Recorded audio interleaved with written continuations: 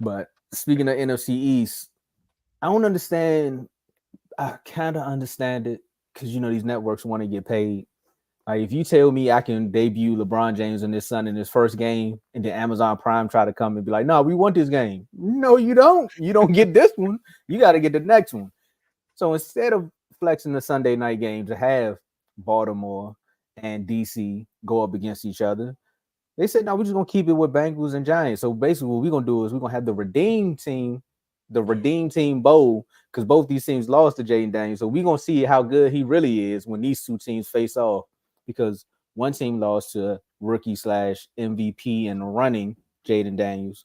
Both of these teams did. And then the Both, other yeah. team lost to two-time MVP Lamar Jackson with one of the craziest catches. And the other one is the only team in the NFC that beat Lamar Jackson. Go ahead. Look at the Spider-Man meme going on here. But we talking about one of these teams and they jonesing for the end zone because the Giants look to get their first win this season at home.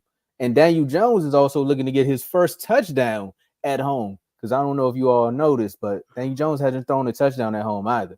Like he hasn't done it. So he's looking to kill two birds with one stone. And the way they've been playing, I know I killed them in the offseason, but this team has actually been showing up. I think they had another injury. I think Kayvon Thibodeau got hurt. I gotta go back and see for sure and check. But I think they had an injury to their offensive line. But the Bengals lead this division. I mean, this record. I mean, this rivalry 6-5. The last time they met, the Giants beat the Bengals 19-17 in 2020. That was a long time ago. And a lot of quarterbacks and a lot of receivers have changed. So you got LSU receivers. You got LSU quarterback. I don't know what Daniel Jones plays, but he's proven himself. You got a rookie running back who showed up last week and outside of Devin Singletary getting hurt. The Bengals need this game, though. Because at the end of the day, the Giants are already 0-2 in their division. So the only thing they can do is either lose to the AFC and then find other ways to win. But you're talking about a team who's 1-4. A team who has been a major letdown.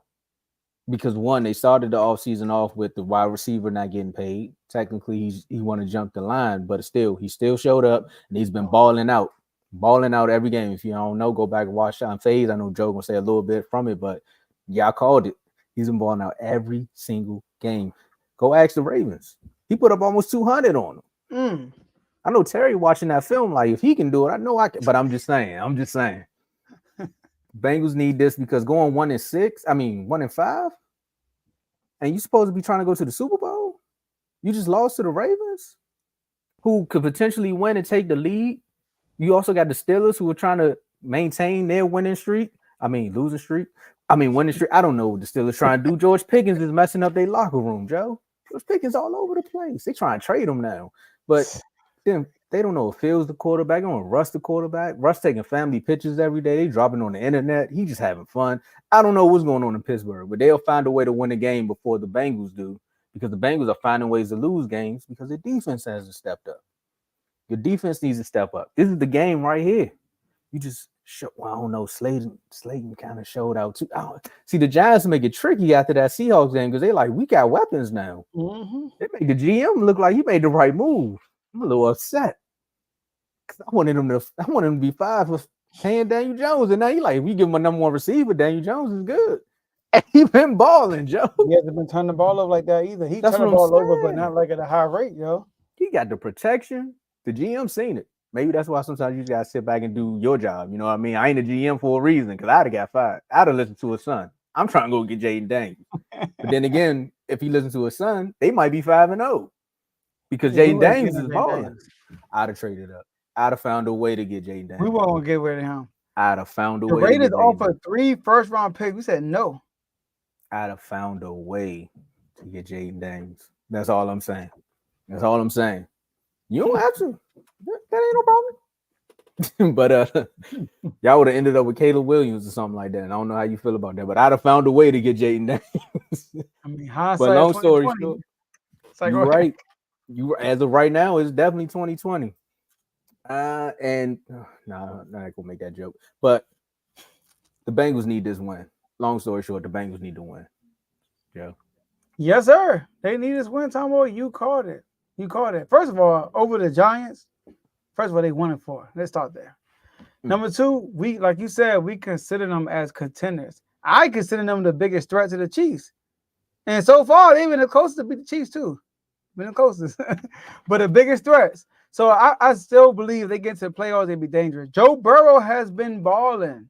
Only one interception, like 14 TD, lead the league in touchdowns. He lead the league in everything except for completion percentage. I know who lead that. My guy leads that. But anyway, and he beat Joe Burrow, by the way. So, and I blame us. Because we were supposed to be that game. They turned the ship around, but we showed up and won. I'm sorry, Joe Burrow. But this is also a must win because I look at the standings, right?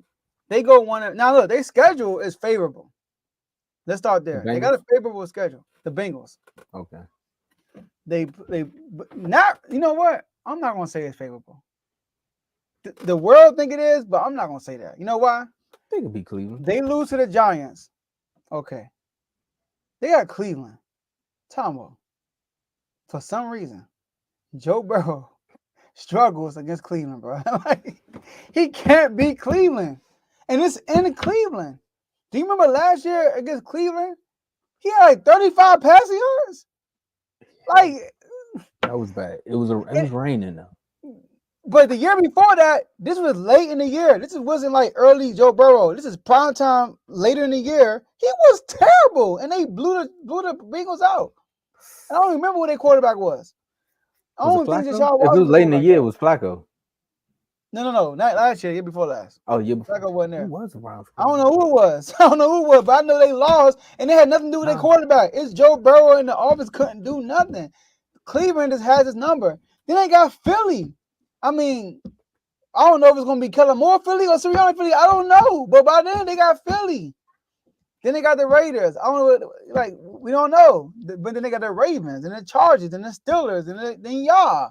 So, like, it's not a cakewalk. Their schedule is not a cakewalk. But you look at the AFC standings. Right now, the Bengals have the worst record in the league, tied with the Patriots, the Browns, and Jacksonville Jaguars. But you look at the top 7. The Chiefs. We know they ain't catching the Chiefs. The Houston Texans. They not probably catching Houston Texans. Now, it's going to be interesting with the Houston Texans. Nico Collins is injured now. They put him on IR, I believe. Oh, yeah, by the way, you mentioned Kayvon Thibodeau. He just had surgery. He just had wrist surgery. Okay. So you're right. Him. Okay. So he is injured. But then you got Baltimore.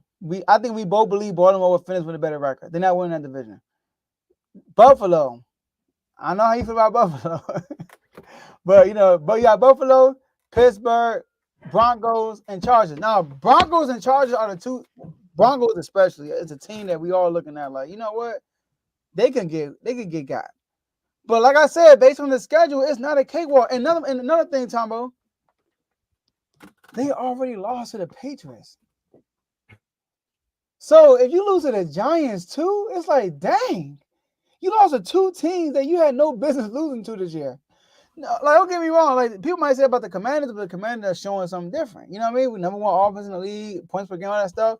You lost to the Ravens. We understand that. But you lost to the Patriots and the Giants. Nah, Tomo. I'm gonna say it right here. If they lose to the Giants, bro, they season over. This is out of all the must wins we did. This is the must win. This is a must win. Like, if you don't win this game, you're not making the playoffs. Point blank. So yes, it's a must win. All right, so I went and looked up the quarterback. I think this was the year you said that. I think it was like 41-16. It was dang. It was Baker Mayfield. Ooh, it's 2 years ago? No, 2 years ago. Yeah, that was Baker.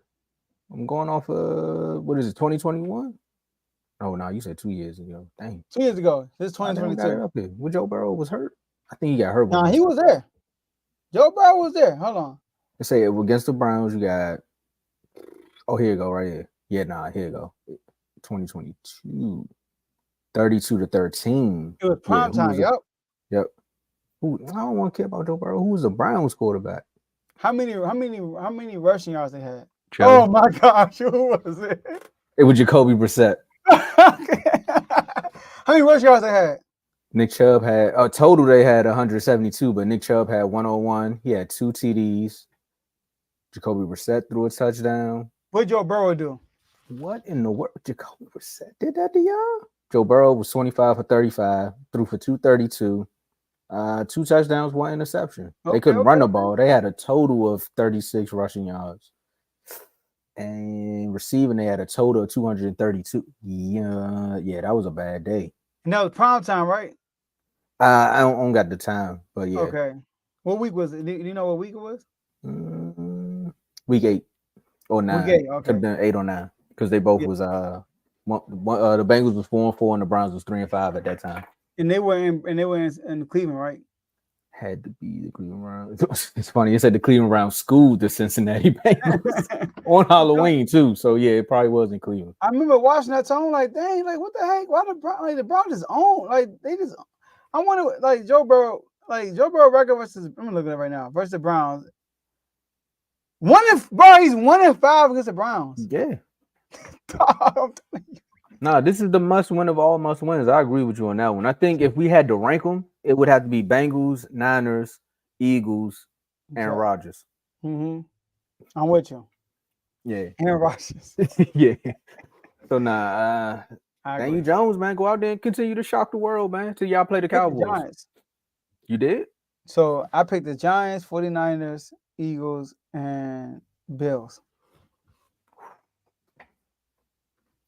I think the Bengals got to win this game. I don't know, though. Like I said, the Giants been shocking me. Even the Cowboys game, they shocked me because I was like, I thought it was going to be a blowout. Yeah, they showed up. Lawrence is balling. Second in sacks. Shout out to Tom. That's crazy, man. Let's get out of here. So I don't understand it. This NFL season, man, this is gonna be the one for the Bucks. This NFL season is for the Bucks because I don't know what's going on. I don't know what's going on. I know all the top teams are like not all, but you know what I'm saying. Like most of them are looking good, and the bottom teams are looking like I'm looking at the standings in the AFC. You know, we got the Broncos and that's the one, Joe. It ain't y'all. You know, that's the one for me because I had jokes. I had nothing but jokes. But we got the Broncos in the playoff picture. And then the NFC, the Vikings are 1. We are 2.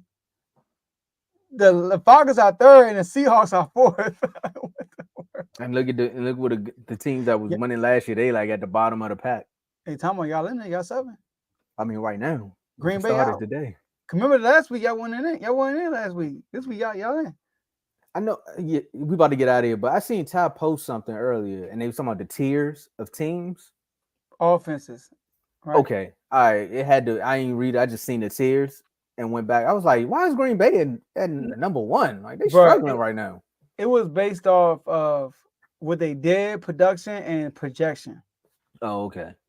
Okay. So Jordan Love throwing 56 attempts a game. That's cool. I got you. They had a good second half. I pick up what y'all putting down. But before we get out of here into our last words, I got some news, Joe. Hassan Reddick parts ways with his agent. Yep, said he's no longer the Jets pass rusher is no longer with agency amid holdout. I think he's with CAA. So yep, he fired his agent. He couldn't get the job done. He probably stopped picking up the phone for both of them. He like, man, I ain't got nothing to do with this. And the owner over here begging Hassan to come back. I'm like, this owner going outside for real. You got to be a psychologist to understand what's going on. I'm like, no, you don't. He wanted a contract. What's so hard about that? You traded for him. Like, come back for what? You got a contract for me? Like, exactly. Like, come on, bro. You think I really care about y'all winning right now? When I want to get my bread. That's what I'm here for. Come on now. I went to a Super Bowl. You think I care about regular season games? Like, I'm okay. Especially how y'all look. Yeah. Especially how y'all look. Come on now. And y'all winning without me, different story. But y'all not. Y'all 2-3. And you can't trade me. You can't trade me because everybody knows that I want a contract. So what you gonna do? Like, you can't be like, oh, I want a number 2 pick. No, you don't. You can't get a second round pick for that. This is last year, right? I think so. All right. It's gonna be a free agent. I think. Dang, man, like when players sell a whole year, it just don't like.